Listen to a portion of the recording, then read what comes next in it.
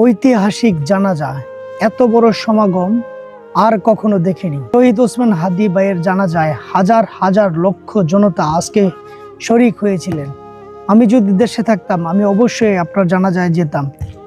ইনসাফের জন্য আপনি কথা বলেছেন, দুর্নীতির বিরুদ্ধে, দুঃশাসনের বিরুদ্ধে সুন্দর সার্বভৌমত্ব বাংলাদেশের জন্য আপনি লড়াই করে গিয়েছিলেন। আপনার এই কথা অনেকের সহ্য হয়নি, কিন্তু কোটি কোটি মানুষের হৃদয়ে আপনি সারা জীবন বেঁচে থাকবেন। যেখানে দেখি যে একটা শিশু বাচ্চা তার বাবা মাথায় কাঁধে নিয়ে কাঁদতেছে আর বলতেছে যে আমার ছেলেকে আমি হাদী বানাবো, এবং লক্ষ লক্ষ মানুষ তাদের সন্তানকে বলতেছে আমার ছেলেকে আমি হাদী বানাবো।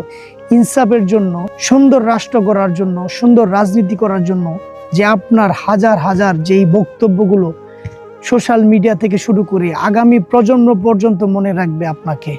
একটা মানুষ কতটা হৃদয়বান হলে 2 দিন আগেও বলতে পারে আমার এরকম মৃত্যু আমি স্বপ্নে দেখি, যে আমি রাজপথে হেঁটে যাচ্ছি, আমি সংগ্রামের সাথে, সেই জায়গায় হঠাৎ করে আমার মাথায় গুলি করেছে, সেখানে আমি শহীদ হয়েছি। ইনসাফের জন্য বাংলাদেশ রেখে যাব, যেখানে মানুষ আমাকে সারা জীবন মনে রাখবে এবং পরবর্তী প্রজন্ম এসে বলবে যে আমাদের একজন হাদী ভাই ছিল। আল্লাহ ওনাকে জান্নাতুল ফেরদৌস দান করুক।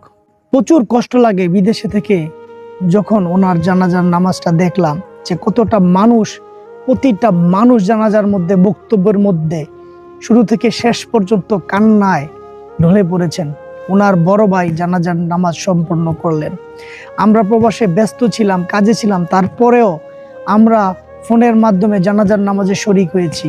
হাজার হাজার লক্ষ লক্ষ প্রবাসী, লক্ষ লক্ষ মা বোন জনতা সবাই আপনার জন্য দোয়া করেছে। এই ভালোবাসা আজীবন আপনার প্রতি থাকবে।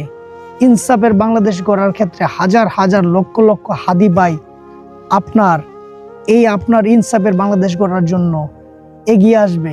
আপনার জন্য সকলেই মন থেকে কষ্ট পেয়েছিল এবং আপনার জন্য দোয়া করেছিল। আমরা সকলেই ভেবেছিলাম যে আপনি আমাদের মাঝে ফেরত আসবেন, কিন্তু আল্লাহ হচ্ছে মহান।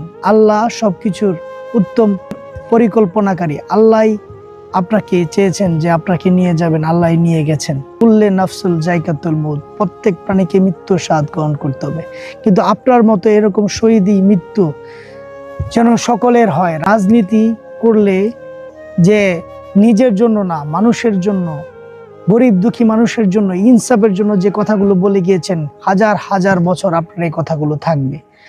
আমরা আপনার মাধ্যমে পরবর্তীতে যারা ক্ষমতা বা বাংলাদেশের রাজনীতিতে আসবেন, অবশ্যই হাদী ভাইয়ের এই ইনসাফ নিয়ে আপনারা কাজ করবেন, যেন কখনো মানুষের ইনসাফ নষ্ট না হয়।